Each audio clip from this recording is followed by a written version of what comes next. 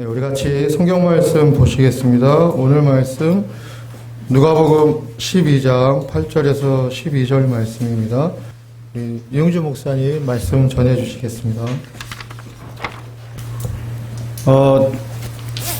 제가 오늘 지난주 했던 이 말씀을 한 번 더 보는 것은 오늘 또 종료주일인데 이 본문이 종료주일과 또 이렇게 연관성이 있는 본문이 될 수 있기 때문에 본문을 한 번 더 듣겠습니다. 원래는 이제 3번에 걸쳐서 하기로 했는데 종료일의 특성 때문에 이 본문을 한 번 더 하고자 합니다. 자, 우리가 3번에 걸쳐서 했던 12장 1절서부터 12절 이렇게 3번에 걸쳐서 했는데 그 내용이 무엇이었습니까? 우리가 지난 주간에 BTS라는 이니셜을 가지고 그것을 한번 정리했었습니다. 우리 인간은 보편적으로 방탄소년이라는 그 BTS가 상징하는 인간의 인기, 화려함, 그 다음에 영광스러운 거, 이걸 쫓아가는 것이 이 인간들이 기본적으로 추구하는 삶이라고 했습니다. 그러나 우리 그리스도인은 그러한 BTS를 쫓아가는 것이 아니라 반대편에 있는 BTS로 이니셜로 상징되는 그것을 따라가는 자라고 했습니다. 그것이 12장 1절서부터 12절까지의 내용입니다. 먼저 1절부터 3절까지는 나오는 BTS는 뭐라고 했습니까? Believe the Savior. BTS, 구주를 믿어야 되는 겁니다. 구주를 믿기 위해서 전제가 뭐라고 했습니까? 우리 자신의 비참함을, 우리의 죄인됨을 절실히 깨달을 때 예수님을 구주로 영접할 수가 있습니다. 그것이 첫 번째 외식에서 벗어나는 길이라고 했습니다. 그래서 그렇게 첫 번째 외식을 벗어난 BTS의 삶을 살아가는 사람들이 이제 두 번째 BTS의 삶을 살아갑니다. 그것이 무엇입니까? Behold the Savior. 그러니까 구주를 바라보는 삶입니다. 예수님을 구주로 영접한 사람은 그 다음부터는 주변의 사람이나 자기 주변에 있는 상황이나 주변의 환경을 바라보거나 의식하는 것이 아니라 나를 구원해 주신 그 구주 예수 그리스도를, 하나님을 바라보고 그분께 소망을 두고 그분께만 의식을 두고 살아가는 BTS 삶을 살아갑니다. 그것이 두 번째 외식을 벗어나는 길이라고 했습니다. 그것이 이제 4절부터 7절까지의 내용입니다. 그 다음에 세 번째 BTS가 뭡니까? Bring truth and salvation. 뭡니까? 진리와 구원을 가져다 주는 사람. 이건 뭐죠? 복음의 증인이 되란 얘기입니다. 봐서 그 8절부터 12절 내용이 첫 번째 외식, 두 번째 외식을 극복한 사람은 어떠한 삶과 태도로 살아가야 됩니까? 바로 예수 그리스도의 증인으로 살아가야 된다 그랬어요. 근데 그 증인된 삶이라는 건 단순하게 말로만 전하는 것이 아니라 오늘 12절에서 8절부터 12절까지 내용이 사람들 앞에서 예수님을 시인하는 거, 그것을 적색순교라고 그랬습니다. 희생을 각오하고 증인된 삶을 살아가는 것, 그것이 바로 세 번째 BTS의 삶입니다. 그래서 우리는 그리스도인은 그 BTS로 시작해서 BTS로 끝납니다. 그런 이제 삶을 살아가요. 자, 그러면은 지난 시간에는 이제 했던 것이 바로 두 외식을 극복한 사람들, 자신의 비참함을 깨닫고 예수 그리스도를 영접하고 그리스도를 바라보고 사람과 환경을 의식하지 아니하면 이제 그리스도의 증인이 돼서 사람들 앞에서 예수님을 시인하며 증언하며 살아가게 되는 그 대표적인 거로 우리가 백색 순교와 녹색 순교에 대해서 살펴보았습니다. 이제 오늘은 그거와 좀 연관되는 거긴 하지만은 약간 다른 관점에서 오늘 이 본문을 이제 살펴보고자 합니다. 자, 오늘이 종료주일입니다. 우리 학생들 종료주일이 뭐죠? 종료주일은 예수님께서 갈릴리 지방에 계시면서 전도 여행을 쭉 하고 내려오시다가 드디어 예루살렘 성으로 이제 입성하는 겁니다. 그때 예루살렘으로 오신다는 소문을 사람들이 듣고 원래 예루살렘에나 그 근방에 살고 있던 사람들, 또 예수님을 따라 갈릴리 지방에서 따라왔던 모든 사람들이 예수님 오는 길목에 지켜가지고 막 종려나무 그냥 꺾어가지고 막 대추나무 같은 겁니다. 막 흔드는 거예요. 흔들면서 뭐라고 흔드냐? 호산나 다윗의 자손이요. 호산나라는 건 뜻이 뭐냐면은 우리를 구원하소서 그 뜻이 호산나입니다. 이렇게 많은 인파와 군중 그룹 무리들이 예수님을 열렬히 환영을 하고 있습니다. 그러니까 이게 그냥 성경에서만 봐서 그렇지 굉장히 그 분위기 아주 뜨겁고 열광적인 그런 지금 분위기 속에서 사람들이 예수님을 환영하고 그렇게 이제 영접하고 있었던 것입니다. 그러면은 그 종려주일에 예수님을 환영하고 영접했던 사람들은 우리가 오늘 본문에 나온 많은 사람들 앞에서 예수님을 시인하는 그 행동을 하고 있는 겁니까? 안 하고 있는 겁니까? 일단 표면상으로는 하고 있는 거예요. 아니 그것도 아주 적극적으로 막 종려 너머까지 흔들면서 소리까지 호산나 호산나 호산나 찬송가 호산나 호산나 이러면서 그냥 막 열렬하게 주님을 만인 앞에서 공포하고 시인하는 거예요.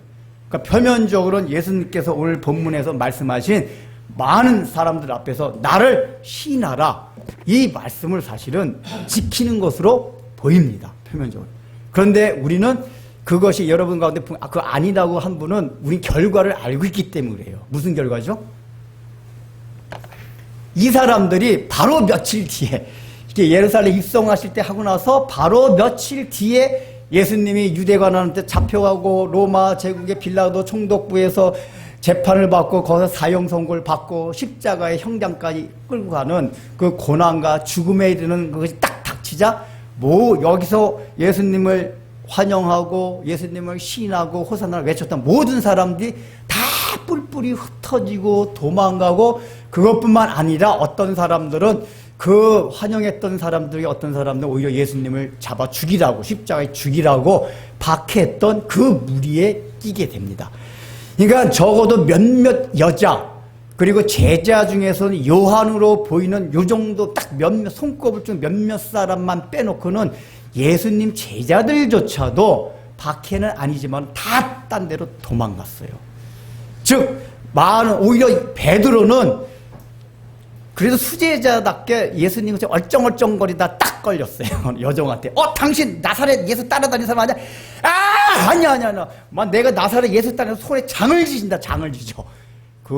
부인했다는 얘기가 원어상의 뜻은 저주했다는 얘기예요. 예수님을. 그냥 나 예수님 몰라 이게 아니라 예수님을 저주한 거예요. 손가락 장을 지게. 그러니까 베드로조차도 예수님을 그렇게 저주할 정도의 그렇게 완전히 사람들 앞에 시인하는 건 고사하고 반대로 나가게 됩니다. 그래서 우리는 이게 그렇게 한 걸 보니까 이 사람들이 지금 종려 주일날 막 종려노마까지 흔들고 호산나 호산나 외쳤던 그 예수님을 많은 사람 앞에서 시인했던 것들이 거짓이었네?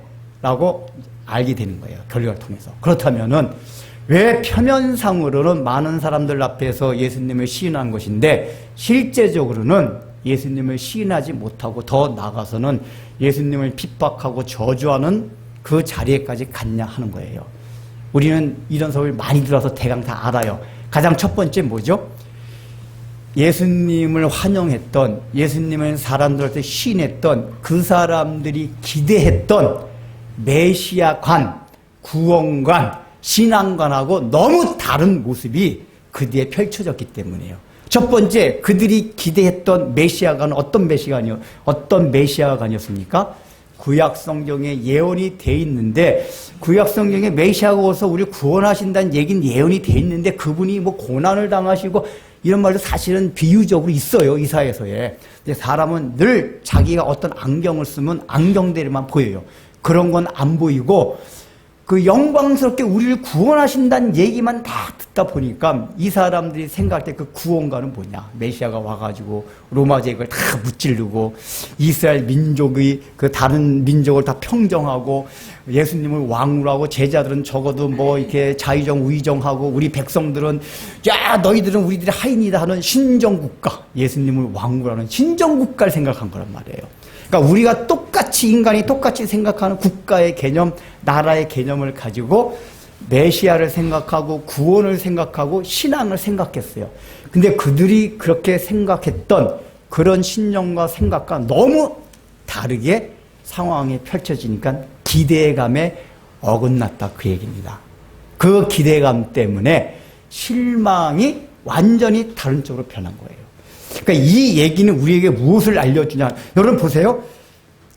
이제 메시아가 오셔가지고 민족적으로 그들을 로마 앞에서 구원한다는 얘기도 있었지만은 이들에 대한 메시아관 중에서 개인적으로 갖고 있던 생각들은 뭐냐면 적어도 메시아라는 거는 이제 메시아는 구약 성경에 예언된 거로는 이렇게 하나님이란 개념은 아니에요.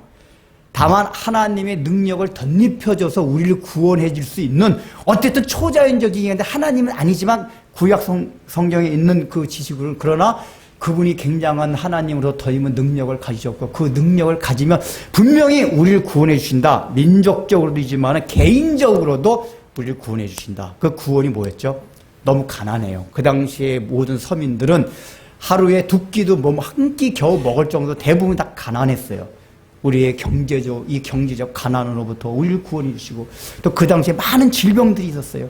우리를 질병 가운데 구원해 주시고 귀신 들린 사람도 오늘날도 훨씬 많았어요. 귀신 들린 것도 구원해 주고 그 예수님이 보면 실제로 그런 일 많이 베푸셨잖아요.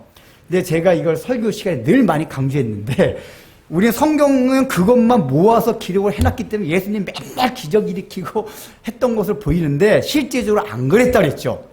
예수님이 하나님 대신 구원의 진리를 가르쳐주기 위한 표적의 의미에서만 초자연적인 이적들을 베푸셨지 평상시에는 전혀 안 그러셨어요. 오죽하면은 예수님의 제자들이 먹을 게 없어가지고 안식일날 남의 밭에 가서 이삭을 따먹었단 말이에요. 그거는 그 당시에 가장 가난했던 사람들 배를 굶다가 하나님이 허용해 주셨어요. 안식일날 그 너무 가난한 사람들은 이삭밭이래.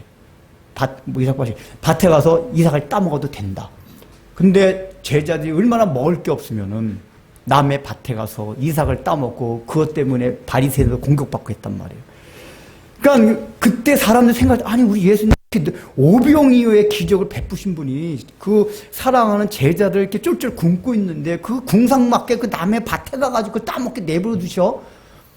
부자는 아니더라도 그냥 떡 하나 딱 12개만 만들어 하나씩만 나눠줘도 그 밥까지 안 갈 텐데 라고 충분히 생각할 수 있을까요? 없을까요?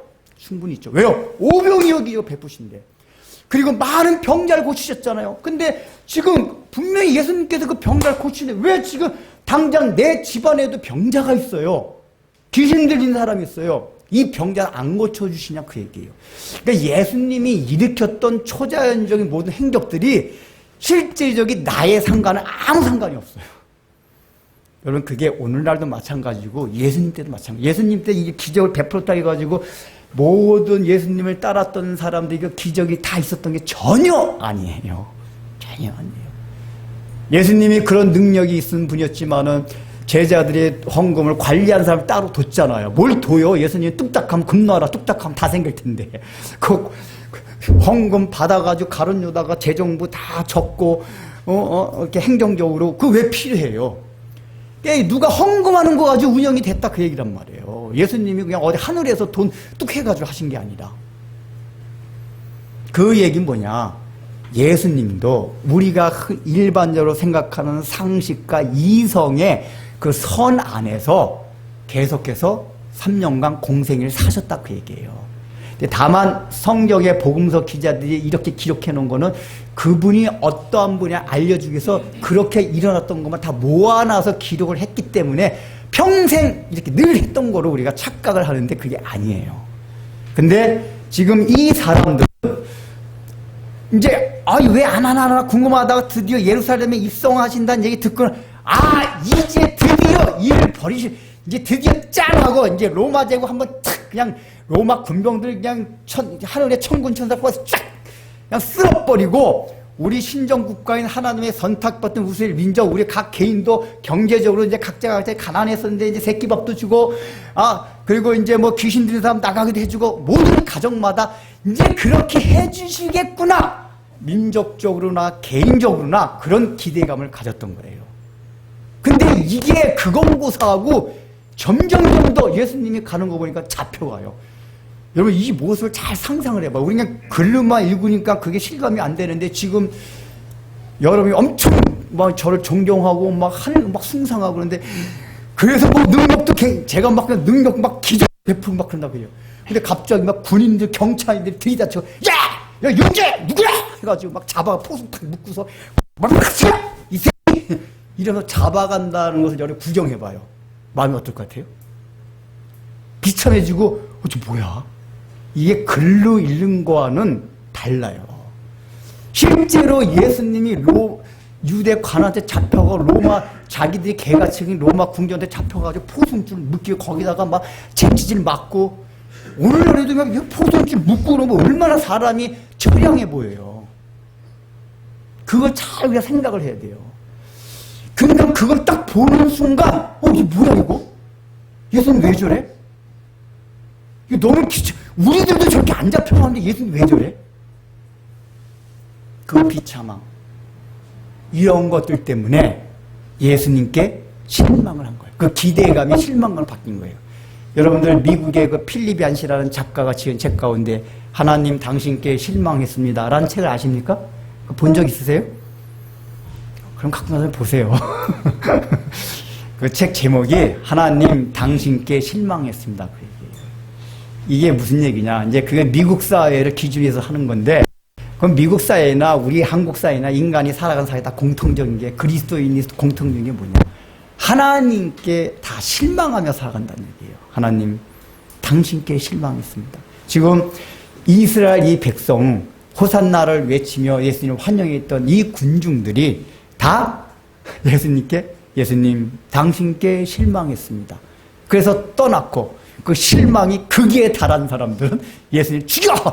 아니 그렇게 내가 기대했었는데 열받아서 못 살겠다. 죽여라!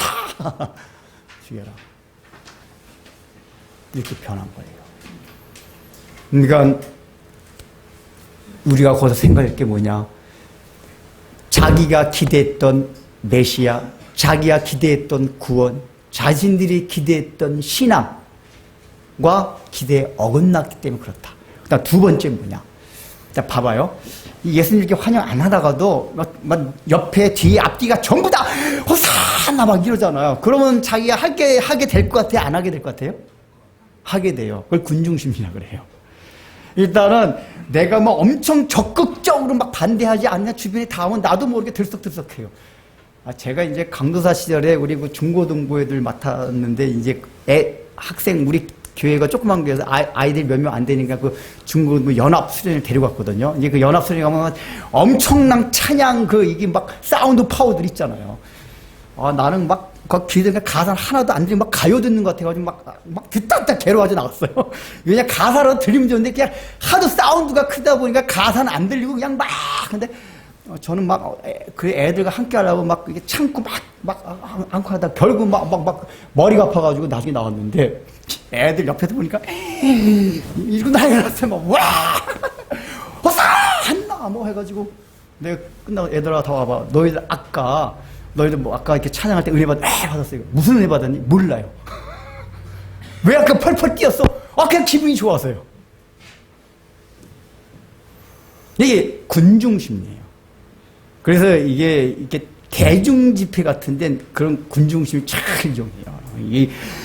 이게 모든 수만 명이 찬양하면 그 찬양 소리 엄청나게 우렁차요. 그 소리 자체가 굉장히 우리로 하여금 막 어떻게. 제가 어느 그 시찰에 우리 목사님이 아주 구구 목사님이 계신데 정광훈 태극기 집회에 갔었대요. 거기 가니까 막 찬양 소리가 얼마나 우렁찬 게 성령이 함께하는 것 같더라고요. 이게 사람들이 그러니까 무슨 뭐 엄청 사람이 모이고 그 소리들이 막 웅장하고 막 사운드 크고 그 군중심이 다 있어요. 그리고 너도 나도 막 방언을 하고 막 하면 나도 모르게 방언하는 랄랄랄랄랄라 막 그 거짓방언 막 튀어나와요. 실제 그런 현상들이 대중 집회 가면은 성령으로 오는 참방언이 아니라 사탄으로부터 거짓방언도 많아요. 사실은 이게 우리가 그거를 억지로 하려고 그러면 그냥 사탄이 싹 해가지고 랄랄랄랄랄라 성령이 주신 방언도 있지만 이게 군중심리예요. 군중심리. 근데 군중심리로도 이 얘기 뭐냐? 얼마든지 예수님을 사람들 앞에서 시인할 수 있다 그 얘기예요.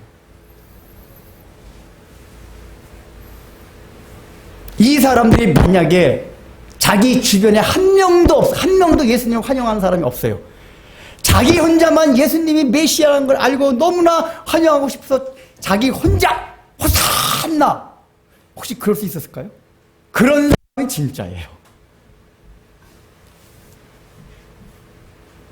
네, 이런 결국은 뭐냐? 그런 기대감에 어긋난 거 군중심리에 의해서 예수님을 표면적으로 시인했지만 결국은 다 떠나갔다 그 얘기예요.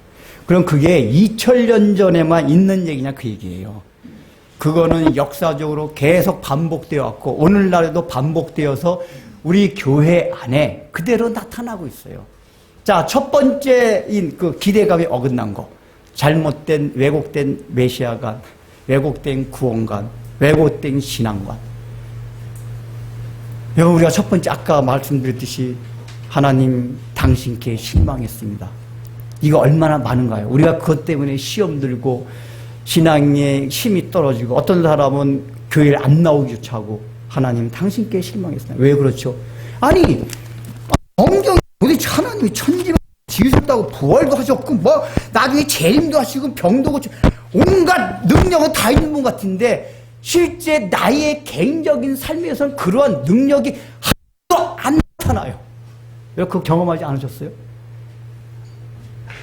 저는 10,000원이 필요한 것도 안 나타나. 내가 열심히 돈을 벌어야지 되지. 하나님 지금 은행에 빨리 5만 원 집어넣어 5만 원 빨리 주세요. 아무리 기도하고 해도 5만 원 어디 하늘에 안 떨어져요. 내가 나가가 열심히 바로 뛰어서 벌어야지 5만 원이 들어오지. 그런 하나님 그 질병을 고치신 그 치유의 능력으로 우리 셋째 동생 우리가 늘 기도해요. 고쳐주세요. 보면 너무 안타까워요. 근데 이 하나님이 도대체 계신지 안 묵묵부다 아무 그게 없어요. 도대체 성경에 기록된 많은 병자를 고쳤다는데 귀신을 내 뭐야 이거예요. 우리 개인적인 삶에 하나도 안 나타나.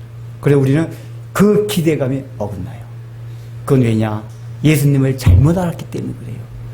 그 당시의 사람도 예수님은 그 표적 보여주신 건 예수님이 누구이신지를 알려주기. 그래서 예수님이 일으킨 기적은 다 표적, 사인이라고 했잖아요. 요한복음에서는. 미라클이 아니라 표면상으로는 미라클이지만은 내용상으로는 사인이라고 했어요. 사인.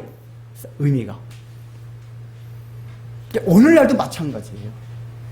우리의 삶 가운데 하나님이 때로는 초자연적인 일을 나한테는 아니더라도 누구한테인가 일으킨 적 있어. 암병이 기도했는데 암이 낫다든지 실제로 초자연적인 일들이 오늘날도 가끔 일어나요. 많지는 않아요. 그리고 그런 걸 통해서 예수님을 이렇게 알게 되고 믿게 되는 경우도 있어요. 그 어떤 사람 실제 자기 암도 났어요. 근데 암이 또 재발됐어요. 근데 재발됐을 땐 또 안 나요. 났으면 또 나야 되잖아, 기도하면. 근데 재발됐는데 이번에 안 나요. 그리고 사망을 해요. 그러면 그 가족들 아니 뭐야 지난번에 왜 하나님 함께 지금 함께 안 해? 이게 뭐죠? 하나님에 대한 잘못된 지식을 가진 거예요. 우리가 아는 하나님은 그 당시에도 메시아에 대한 잘못된 지식을 갖고 있었듯이 오늘도 우리가 하나님에 대한 잘못된 지식을 갖고 있는 거예요. 하나님이 능력이 있으니까 그 능력이 우리의 현실적인 삶 가운데 다 퍼부어주시는 하나님이 아니라고 얘기해요. 성경의 원리가. 근데 우리는 그 능력이, 우리 전능하신 하나님이 그 능력으로 우리에게 다, 우리 자녀니까 그 능력으로 다 우리 현실적인 삶을 해결해 주시는 하나님을 자꾸만 오해를 해요. 우리의 문제를 해결해 주시는 분으로. 성경이 말하고 있는 하나님은 그 하나님이 아니에요. 전능하신 하나님이긴 한데. 이걸 오해하다 보니까 자꾸만 하나님께 실망했습니다. 자기가 기대했던 하나님과 너무 달라요. 여러분 이게 우리 신앙생활에서 가장 첫 번째로 예수님을 궁극적으로 시인하지 못하는 첫 번째 이유예요. 두 번째 뭐죠? 그 메시아가 잘못됐다는 것도 뭐냐? 우리의 신앙 자체가, 신앙관 자체가 굉장히 잘못된 경우가 많이 있어요. 이 당시에 메시아를 잘못 생각했다 그랬잖아요. 그러니까 이 예수님의 이 메시아는 고난을 받고 우리의 죄 때문에 죽으시고 마지막에 심판 주오신 그 예수님이었어요. 근데 그 당시에 메시아를 기다렸던 사람들의 메시아에 대한 생각은 그 메시아가 아니고 뭐 죄를 속해주고 이런 개념은 전혀 우리가 여러분 우리 예수님 딱 생각하면 가장 먼저 떠오르는 게 뭐죠? 전지전능하신 분? 그것부터 떠오르면 안 돼요. 우리의 죄를 속해주신 분, 이게 먼저 떠올라야 돼요. 왜냐? 예수님에 대한 예언과 예수님에 대한 역할 중 가장 중요한 게 우리의 죄사함을 위해서 이 땅에 오신 분이란 말이에요. 근데 오늘날 우리가 그래도 그걸 많이 2000년 거치면서 많이 들어왔기 때문에 알고 있는데, 요 당시 사람들은 메시아가 오면은 뭐 이렇게 죄사함을 그러니까 죄를 사기 위해서 죽는다. 사실은 하나님께서는 구약 시대 때 제사제를 통해서 그걸 싹 계속 모형으로 가르쳐 주셨어요. 야, 이게 누가 죽어야만, 대신 희생돼야만 죄사함을 받는다는 거를 그 제사제도란 모형을 통해서 계속 가르쳐 주었어요. 근데 이 우둔한 인생들은 그럼에도 불구하고 못 깨달았어요. 메시아가 그거의 결정체라는 걸 몰랐어요. 그거는 모형이었고, 실제로 제사제도의 어린 양이 바로 메시아가 이 땅에 와서 어린 양으로 죽을 거에 대한 모형이었단 말이에요. 구약의 제사제도가. 근데 이 당시 예수님을 기다리던 사람은 그 생각은 전혀 못했어요. 죄를 위하여 죽으시고 구원이라는 게 죄사함 받는 거다? 죄사함 받는 게 구원과 연결도 안 됐어요. 그러니까 구원은 로마제국 앞바에서 펴러지고, 우리가 오늘날 생각 똑같아요. 여러분, 구원은 뭐죠? 죄사함 받는 거예요. 여러분, 과연 죄사함 받았다는 것 때문에 구원의 기쁨과 즐거움이 있습니까? 떨어지던 직장이 떨어지던 떨어지려고 하던 직장이 안 떨어지고, 부도 날라고 하던 사업이 갑자기 부도가 안 나고, 작년에 대학 떨어졌는데 올해 막 서울대 들어가고 어쩌고 이러면은 구원, 이런 걸 구원이, 그렇게 다 떨어져도, 다 없어져도, 야, 예수님이 나를 위하여 십자가에 못 박혀 돌아가셨구나, 내가 죄사함을 받았구나. 여러분, 이것 때문에 구원의 기쁨과 감격을 누려보셨습니까? 우리가 그 기쁨과 감격이 없다는 얘기는, 우리도 구원 생각하고 있다. 지식적으로 뭐 죄사함 이거 생각하지만, 우리의 의식 깊은 곳에는 구원은 이스라엘 백성은 똑같이 우리의 현실 문제 가운데서 그걸 해결해 주시는 거, 해결되는 거, 그게 구원이에요. 그게 얼마나 힘들어요. 그러다 보니까 오늘날에는 오죽하면은, 제가 여러 번 설명드렸잖아요. 잘못된 메시아가, 구원에 대한 게 잘못된 메시아가 들어와서, 분명히 기독교는 예수님, 하나님을 믿어요. 근데 어떤 하나님이죠? 예수님을 통해서 알게 된 하나님 믿는 거예요. 그거 명확하게 아셔야 돼요. 근데 제가 이거 여러 번 설명했는데, 제가 목회하면서 또 막 특히 큰 교회에서 여러 번, 아니, 목사님조차도 그렇고 많은 신자들을 얘기해보면 의외로 하나님만 믿는 사람이 있어요.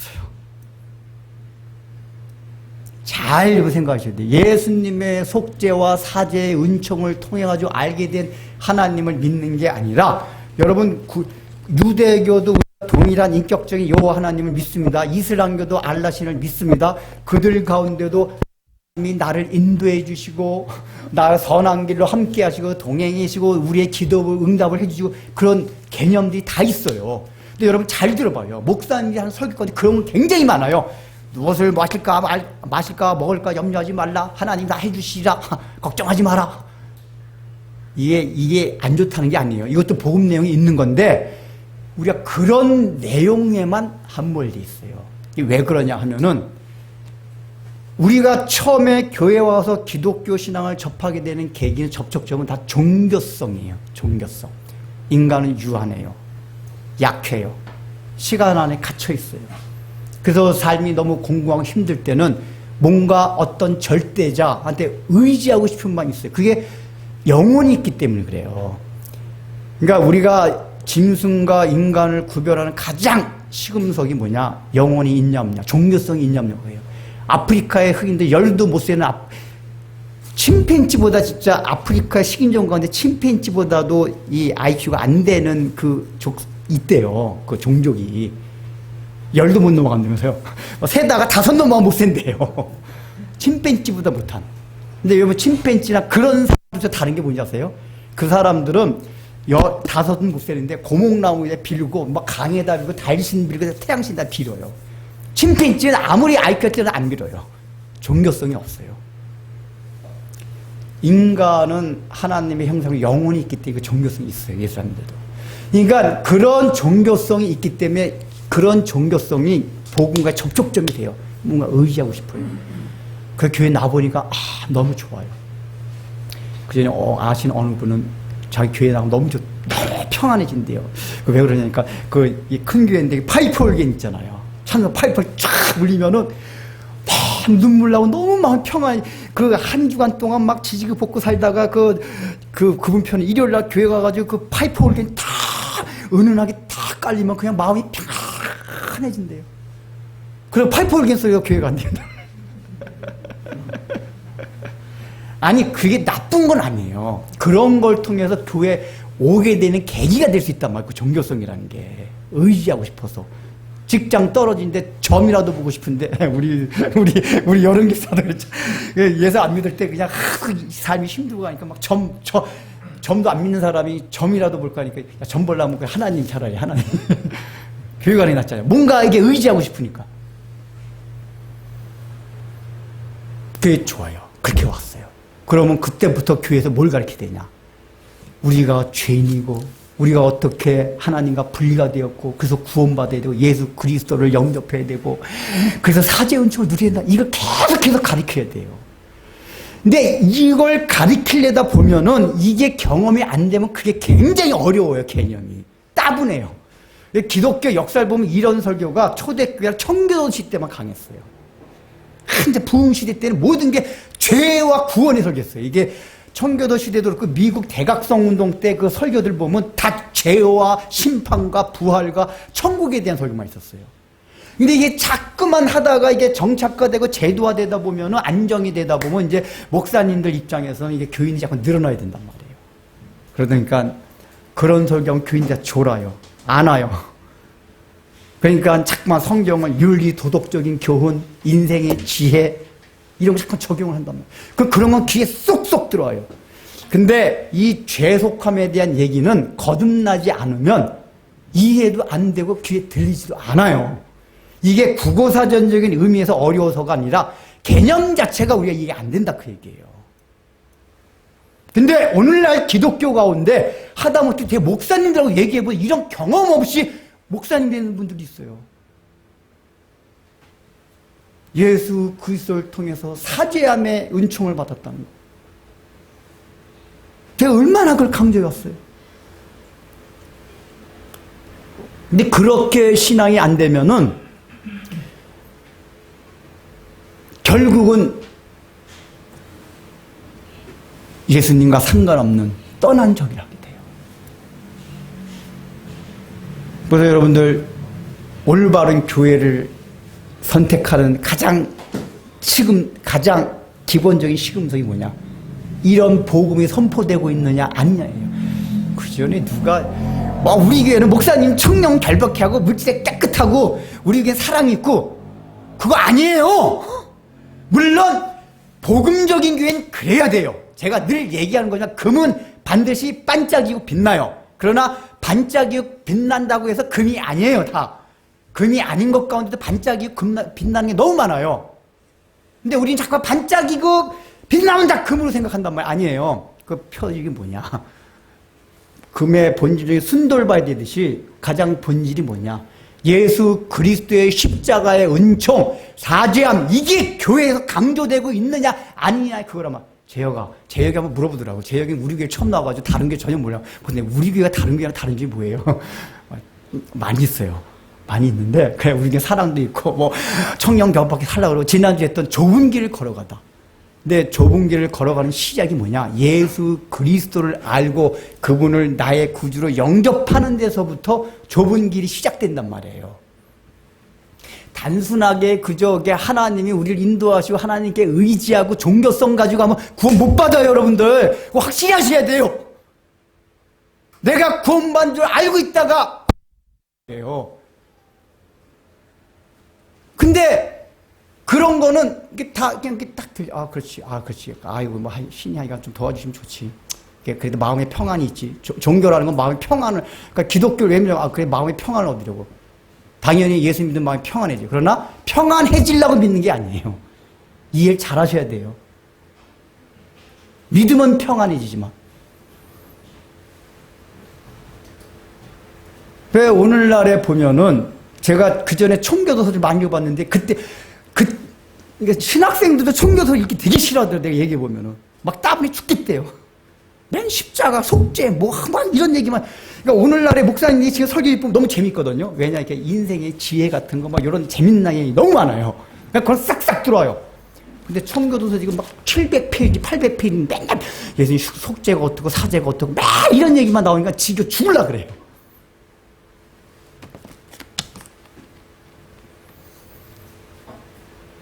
우리가 잘못된 메시아관, 신관, 구원관을 가지고 있으면 우리의 신앙이 잘못됩니다. 우리는 하나님을 믿는 사람인데 예수 그리스도의 사죄의 은총을 통해서 믿게 된 하나님을 섬기는 거예요. 그 반드시 아셔야 돼요. 예수 그리스도의 속죄의 사함 없이 그냥 막연하게 하나님을 믿는 구원이 있는 게 아니에요. 종교성으로 믿는 거.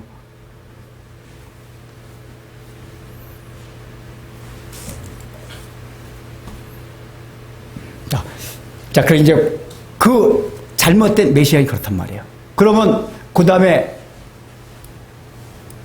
아까 그 하나님께 당시 실망했습니다. 오늘날의 그 교회 그 군중들의 그 상태가 오늘날의 교회에 여전히 있는 게 아까 하나님 당신께 실망했습니다. 그 잘못된 메시아가 잘못된 예수님관 이런 걸 가지고 하나님과 신관 이걸 가지고 신앙생활하면 안 된다 그 얘기예요. 자, 그 다음에 두 번째 이 사람들의 오류가 뭐라고 했죠? 군중심리를 믿는 거. 예, 오늘날에 보면 얼마나 군중심리한 건 뭐야? 세를 과시하려고 하는 게. 그러니까 기본적으로 인간의 본성 자체가 외형적으로 세를 과시하는 걸 좋아해요. 우리 집회 때, 우리 모임 때 얼마가 모였다! 뭐 이런 거 굉장히 자랑하고 좋아하잖아요. 세를 과시한단 말이에요. 그래서 기독교도 보면 그런 걸로 자꾸만 세를 과시하려고 그래요. 기독교가 외형적으로 평가받고 외형적으로 이렇게 영향력 나타내는 걸 복음적으로 생각하는 착각이에요. 오늘날에 보면은 정치적으로, 신학적으로 보수적인 목사님 가운데 이상하게 정치적으로 다 보수주의예요. 왜 그런지 아세요? 정치적인 보수 정당이 기독교도 호의적이에요. 또 정책도 보면 기독교 호의적인 정책이 많아요. 그러니까 이분들이 꿈꾸는 건 기독교 국가를 꿈꾸는 거예요. 이스라엘 백성이 신정국가를 꿈꾸듯이 저 이방에 하나님 안 믿는 저놈 새끼들 다 죽이고 우리 하나님 믿는 우리 백성 신정국가. 여러분 그러면 예수 잘 믿을 것 같습니까? 안 믿을 것 같습니까? 안 믿어요. 목사가 그때부터 지금 딱 신정국가가 되면 목사는 고위 관리가 되는 거예요. 고급 공무원. 딱 이것들이 내 목사인데 어디? 그 착각하는 그게 역사 가운데 하나님이 보여주셨어요. 신정국가나 기독교 국가가 된다고 해서 복음의 영향이 나타나는 게 아니다니까요. 근데 우리는 자꾸만 그렇게 생각해요. 기독교적인 정책을 많이 쓰면은 복음이 아니에요. 그건 이성과 논리로 생각해서 그런 거지. 죄삼의 은총을 누리고 그 복음이 퍼져나가야만 하나님의 나라 퍼져나간단 말이에요. 근데 오늘날 보신한 교회 다 오하는 게 이런 것들이에요. 그런 외형적인 세를 불려서 막 기독교를 크게 하려고 그러고 집회도 하면 가능한 사람들 막 동원시켜서 그냥 여의도 광장에 몇십만 명이 모였다 기독교인들이. 우리 무시하지 마라. 이런 세 과시하는 게 아니다 그 얘기예요. 근데 우리 가운데 얼마나 그게 많으냐 그 얘기예요. 그리고 아까 말씀드린 군중심리라는 게 신앙이 군중심리하게 되면은 대중 집회 때 여러분 신앙은 내가 혼자 있을 때 내가 하나님에 대해서 어떤 마음을 갖느냐 굉장히 중요해요. 여기 군중들은 어떠냐면 사람들 속에서 예수님을 환호했어요. 근데 예수님이 말씀하신 건 사람들 앞에서 예수님을 시인한 거예요. 말이 다르죠? 사람들 속에서 예수님을 시인하는 것과 사람들 앞에서 예수님을 시인한 게 같습니까? 다릅니까? 달라요. 사람들 속에서는 예수님 시인하기가 쉬워요. 네? 군중심리가 있습니다. 너도 나도 다 그러는데. 여러분 혹시 지구의 몇십억이죠? 70억이 전 지구의 사람 예수님 다 반대해요. 근데 저 혼자가 나는 예수님을 믿습니다라고 말할 수 있어요? 저 손 들고 있나? 저도 지금 헷갈려요. 내가 그럴 수 있을까 없을까? 전 지구의 모든 사람이 예수 그런 거 없다. 하나님 없다. 천국 지옥 그런 게 어딨냐? 다 해요. 나 혼자만 아니다. 천국 지옥은 있고 예수님은 하나님이시고 예수님이 나를 위하여 십자가 못 기도를 했다. 라고 그 전 70억을 향하여 담대하게 선포할 수 있으세요? 저도 자신이 없으니까 있으세요? 저도 혹시 모르겠어요.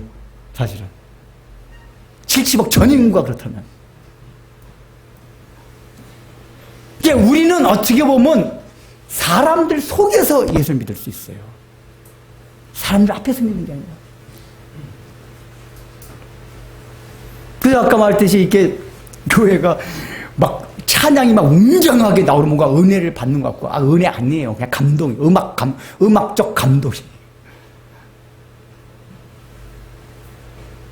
은혜는 늘 성경이 말하는 은혜는 십자가와 관계되어 있는 거예요. 십자가의 사죄의 은총, 십자가를 따라가는 것, 그게 은혜지. 그냥 마음이 뭉클해지는 게 은혜가 아니에요. 그냥 감동이에요.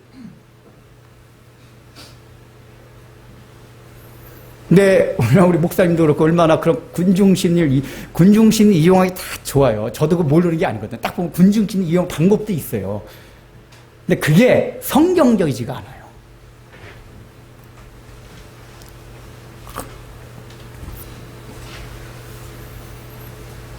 근데 우리 자신 스스로가 목회자 입장에선 교회를 어떻게 이끌어갈 것인가에 대해서도 군중심리를 이용해서 어쨌든 막 약간 실전에 구원을 받든 상관없어.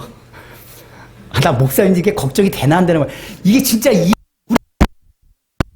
진짜 구원을 받는 게 중요한 거란 말이에요. 그냥 우리 교회 사람 많아자 이게 중요한 게 아니라 우리 교회 나오는 모든 교인들이 구원을 받는 게 목회자가 굉장히 관심을 갖고 기도해야 될 거란 말이에요. 하나님 아버지 우리 교회에 저도 발을 디디는 모든 사람들은 구원을 받게 해주세요. 설렁설렁 종교성으로 그저 적당히 믿는 게 아니라 정말 예수 그리스도의 사죄의 은총을 체험하고 예수님을 통한 그 하나님의 사랑을 알게 돼서 그 하나님을 섬기게 해주세요. 제가 이제 그렇게 기도를 한단 말이에요. 근데 의외로 우리 목사님 보면 일단 사람 많고 교회 오면 구원받았다. 아니에요. 그건 아니에요.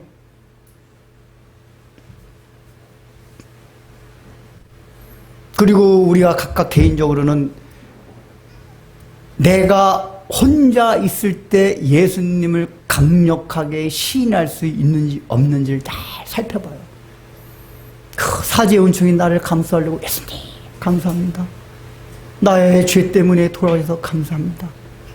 내가 주님의 십자가의 공로 때문에 구원을 받았다니. 내가 그 지옥의 형벌 가운데서 구원을 받았다니. 제가 늘 얘기하잖아요. 이게 왜 또 모든 신학의 원동력이 하나님이 우리를 인도하시고 무엇을 먹을까 마실까 염려하지 말라 이런 게 왜냐하면 예수 그리스도를 통해 이루어진 게 뭐냐. 예수 그리스도의 사죄의 은총 안에 담겨진 내용이 뭐냐면 하나님이 나를 얼마나 사랑하셨나가 거기 담겨있는 거란 말이에요. 우주 만물 주신 그 아버지 하나님 나를 얼마큼 사랑하셨나. 그렇기 때문에 그 하나님의 사랑을 생각하고 내가 가장 밑바닥 지옥의 형벌로부터 건져내고 우리의 구원은 어디로부터 구원받았다? 조금 13평 있던 자리에서 20평으로 올라간 구원입니까? 직장이 없던 자리에서 직장 구한 구원입니까? 안병 걸렸는데 안병이 난 구원입니까? 거기서 시작된 게 아니에요. 우리 구원 시작이 어디라고요? 지옥에 갈 수밖에 없었는데 지옥의 형벌을 받을 수밖에 없었는데 그 지옥의 형벌 가운데서 내가 건전을 받았다. 여러분 이 세상에 사람들이 가장 고통스러운 뭐라 그럽니까? 지옥 같아 지옥 그러잖아요. 그러니까 사람이 말도 그래요. 지옥 같아 지옥. 그만큼 지옥이 고통스러운 거예요. 이 땅에서 지옥 그 고통을 알면은 좀 지옥이 있다는 걸 알고 저기를 해야 되는데 말은 지옥 같아. 내 삶이 왜 이렇게 지옥 같으냐? 그 지옥 같은 데서 이걸 생각하면요 웬만한 일이 다 감사해요. 왜냐? 내가 병에 걸려도 지옥보단 나아요. 내가 재산이 막 1,000억 있다가 다 털리고 마이너스 5천만 원이 돼도 지옥보단 나아요. 안 그래요?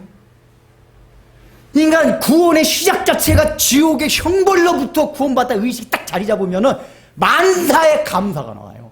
하나님, 감사합니다. 감사합니다.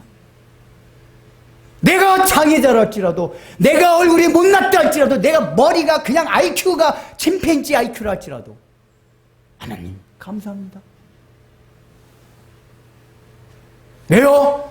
구원의 시작이 지옥의 형벌에서 내가 건져받은 거기 때문에. 여러분, 그걸 의식하세요. 내가 그 지옥의 형벌로부터 구원받았다니. 아, 주님 정말 큰일 날 뻔했습니다. 큰일.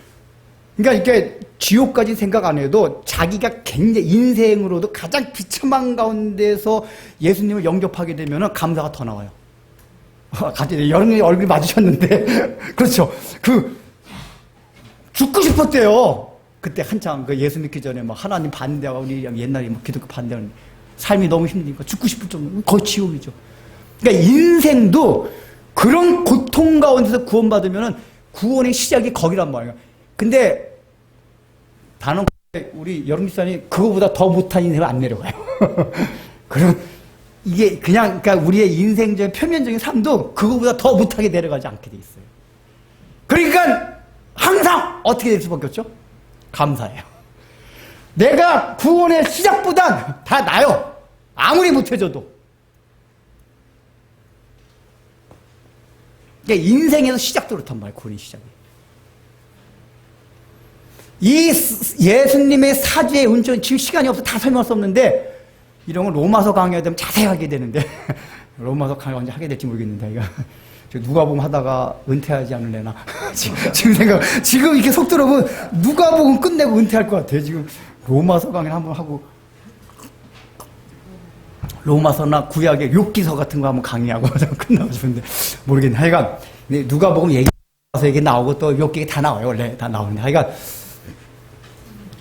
그 사주의 은총 이게 제대로 된 구원관이다 그 얘기예요. 그런데 그렇게 대중심리 시설로 하지만 혼자 그걸 잘 생각해요. 자, 그 다음에 자 그러면은 오늘날 우리가 예수님을 시인하기 위해서는 저는 지난 시간에 했듯이 시인이라는 거는 단순히 말로만 하는 게 아니라 우리의 희생을 각오하는 거라겠어요. 적색순교의 개념이라겠어요. 예수님이 이 말씀을 하실 때 개념은 적색순교의 개념이에요.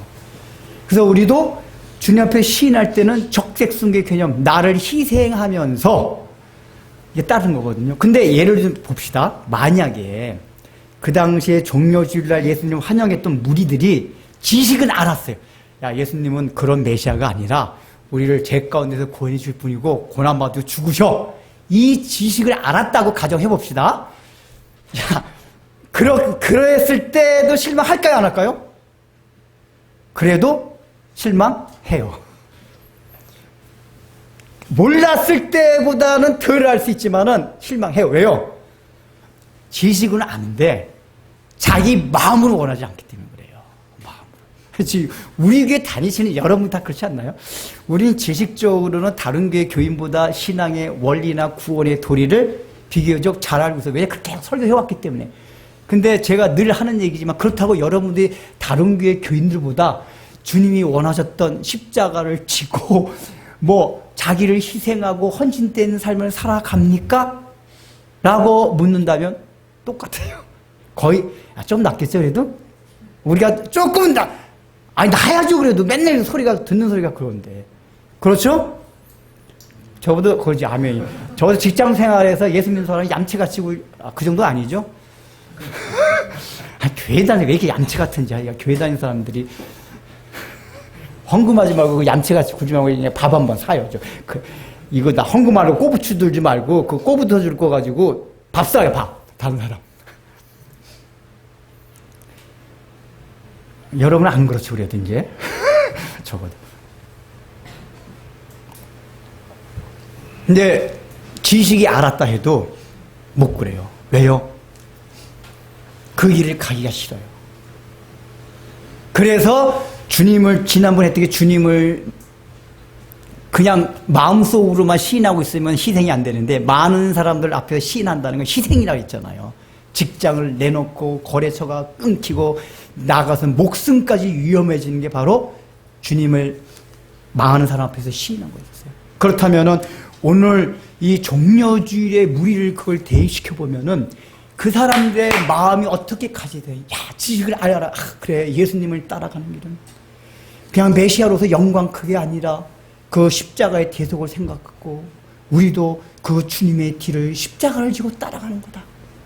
근데 그게 힘드는 거예요. 자기를 희생하는 거예요. 지난번에 했잖아요. 녹색 순교, 백색 순교 다 그거잖아요.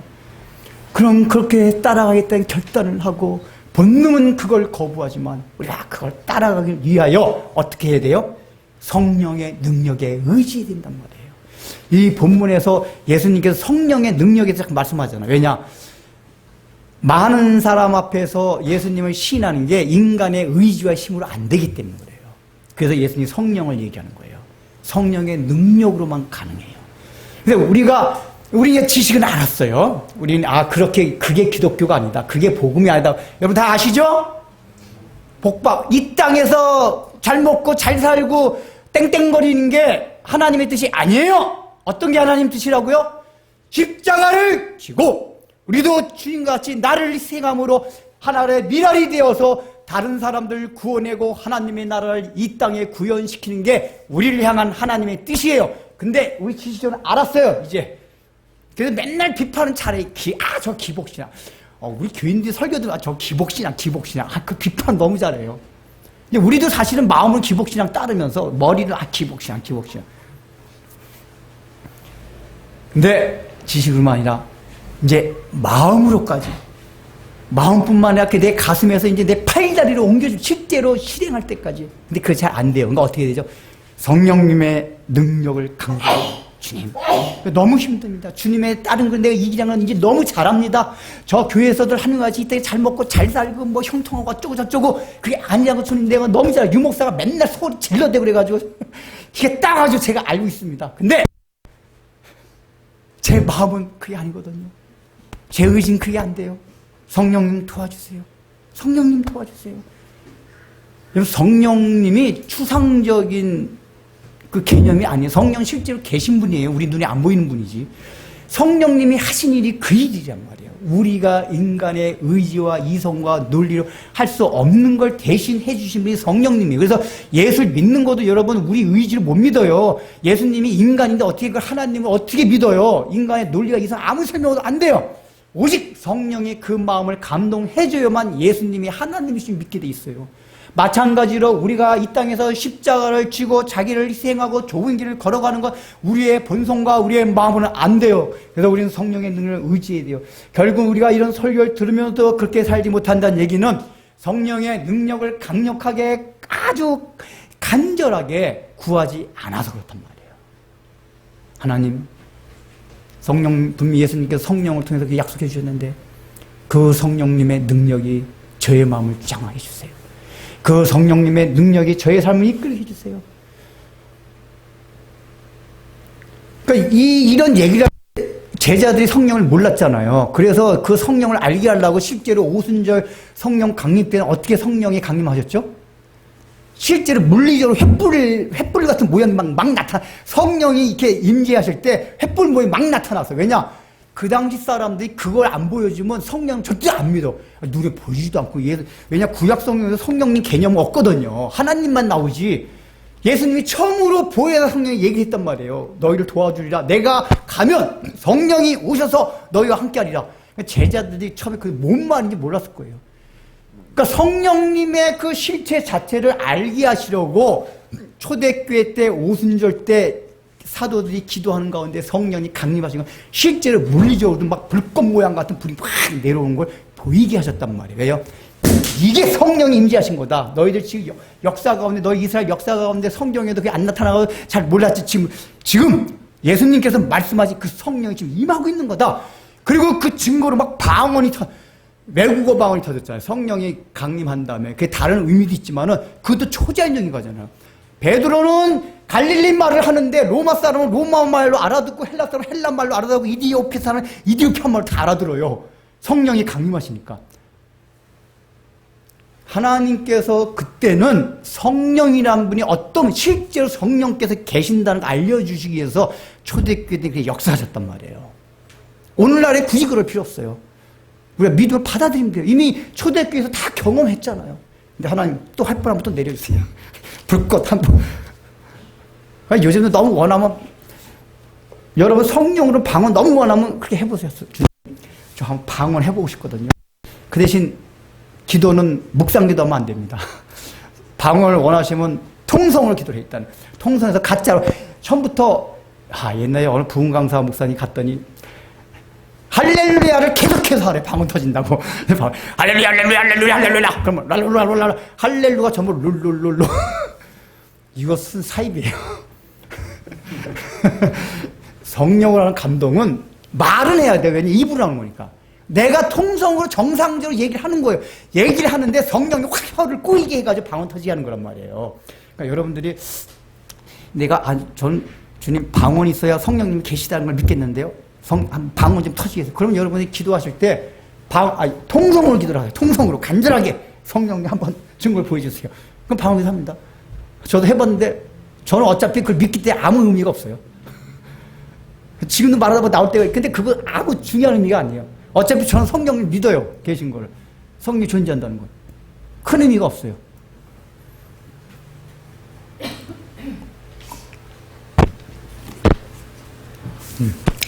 자, 그래서 우리는 이 이스라엘 백성, 이 종려주일에 외쳤던 그 사람의 오를 벗어나서 이제는 우리 예수 그리스도가 메시아, 어떤 메시아라는 걸 알고, 어떤 하나님이라는 걸 알고, 우리의 구원이 어떻다는 걸 알고, 우리를 향한 그분의 뜻이 무엇인지 이제 알게 되었습니다. 어떻게 살아야죠? 이제 우리가 종려주일을 맞이하여 우리도 주님의 뒤를 따라갑시다. 그 종려주일에 있던 사람이 그걸 미리 알았다고 하나님 잡혀가는 모습 보니까 너무 처절하고 정말 비참합니다. 그럼에도 불구하고 우리가 주님을 따라가겠습니다. 우리들도 그 길을 가겠습니다. 라는 여러분의 마음의 다짐을 하십시오. 그래서 오늘 우리가 성찬식, 이제 설교 끝나자마자 성찬식을 우리가 거행합니다.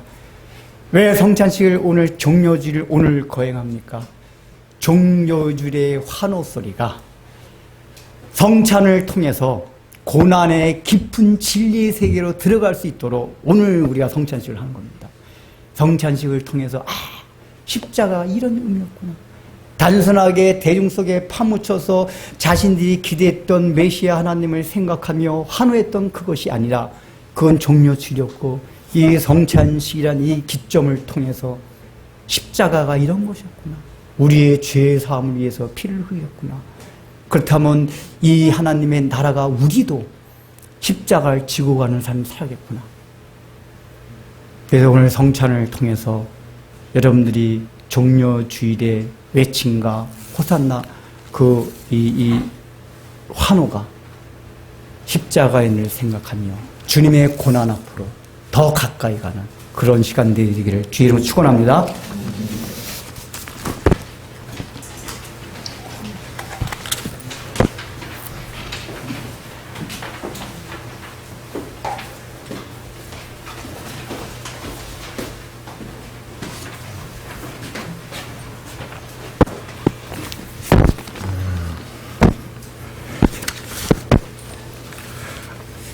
목사님 말씀해 주신 대로 우리 예수 그리스도의 고난과 죽음 함께 생각하고 기억하면서 성찬식을 시작하도록 하겠습니다.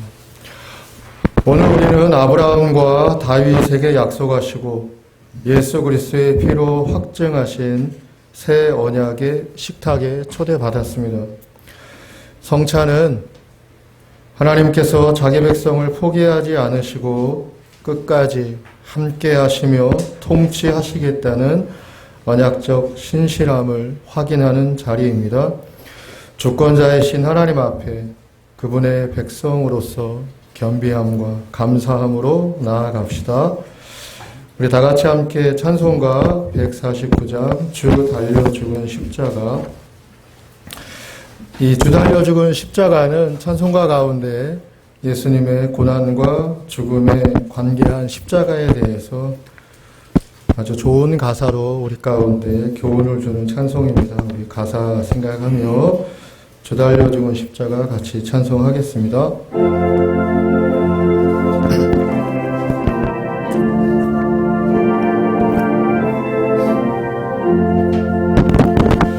주 달려주는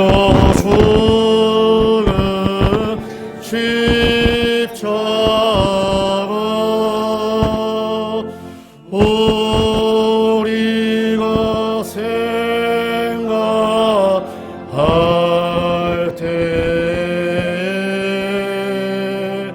세상에 속한 욕심을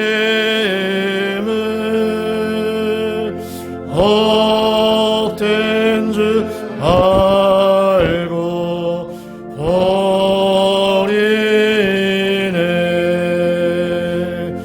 죽으신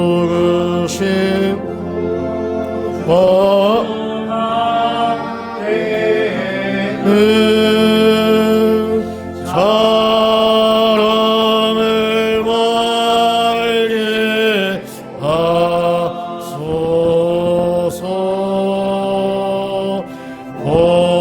보혈의 공로 힘입고 교만한 마음을 버리네. 못 박힌 손발 보니 큰 자비 나타내셨네.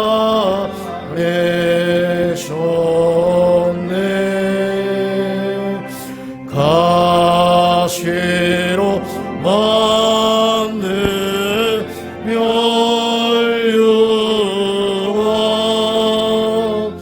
우리를 위해 쓰셨네. 세상 만물 빠져도 주님 못다 갚겠네. 놀라운 사랑 받은 나 몸으로 죄물 삼겠네.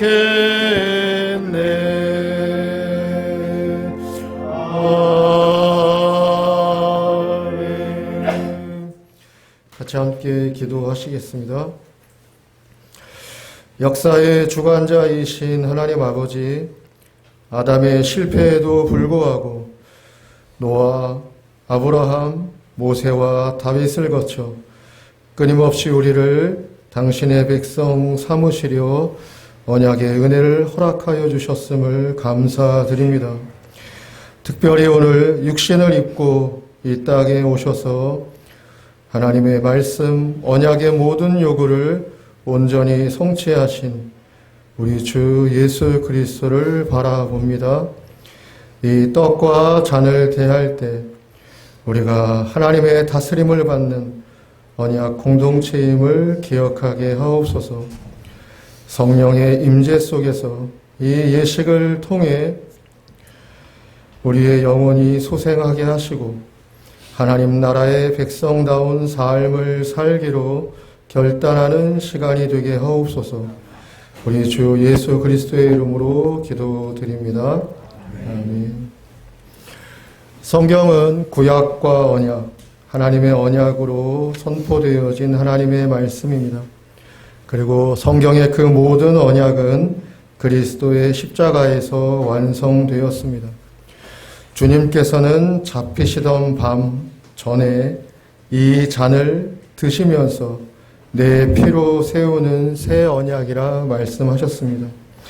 이는 구약의 예레미야 선지자가 예언했던 내 법을 너희들의 마음에 새겨놓겠다는 마음의 법이 성취되었음을 선포하시는 것입니다. 이제 우리는 율법의 조문이 아니라 그리스도의 생명으로 하나님과 친히 교제하는 은혜의 시대를 살게 되어진 것입니다. 이제 분병을 하도록 하겠습니다. 성찬에 참여하는 것은 세례교인이면 누구나 참가가 가능합니다. 두 분 나오셔서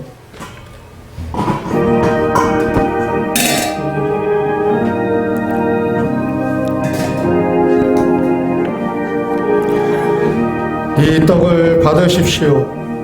이는 우리를 위해 찢기신 언약의 중보자 그리스도의 몸입니다. 이 떡을 먹음으로 우리는 그리스도의 몸된 공동체로서 하나가 되었음을 확신합니다. 우리 모두는 우리의 포도나무 되어주신 예수 그리스도에게 접붙여 있는 가지입니다. 그러므로 우리는 그리스도의 은혜와 인도와 축복 안에서 온전한 하나님의 뜻을 향해 나아가는 인생의 걸음을 시작하게 되어진 것입니다. 우리는 반드시 열매를 보고 거두게 되어질 것입니다.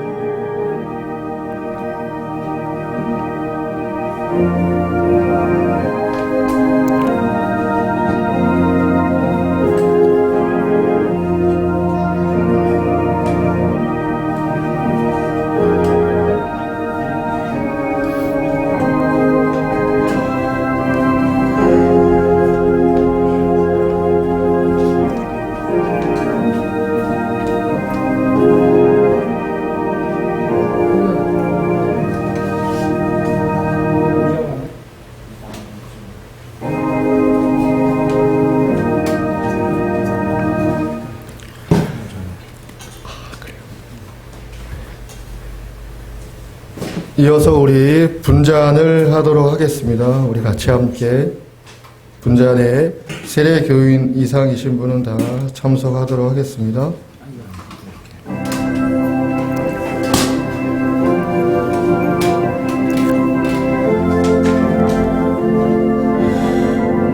이 잔을 받으십시오.